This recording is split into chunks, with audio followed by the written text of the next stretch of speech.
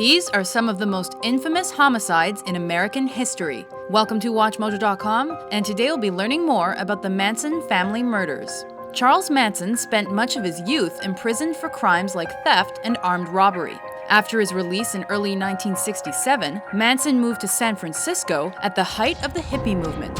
There, he attracted a small group of devoted followers, many of whom were female. In early 1968, Manson and his family met singer Dennis Wilson of the Beach Boys and moved into his home.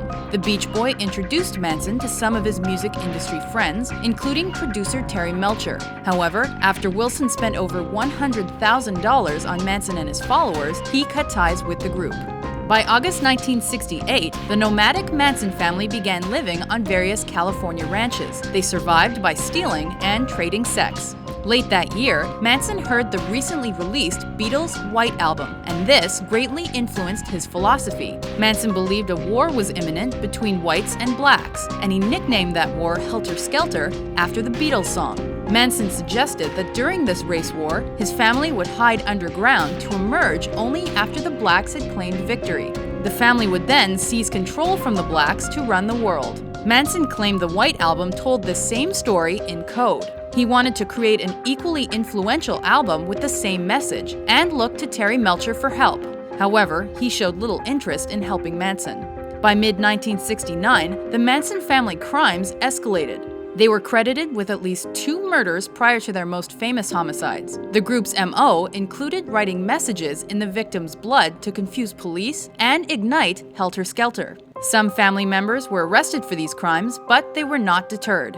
In August, Manson sent a group of family members to a house formerly owned by Terry Melcher, with instructions to gruesomely murder its occupants.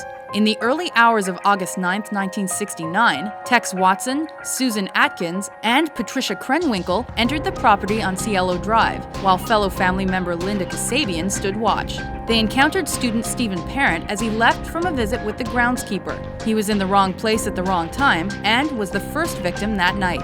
Inside the house that was rented to director Roman Polanski, they found his very pregnant wife, actress Sharon Tate, and her friends, hairdresser Jay Sebring, heiress Abigail Folger, and Folger's boyfriend Wojciech Frykowski. Despite Kasabian's attempts to stop it, they were all brutally murdered by members of the Manson family.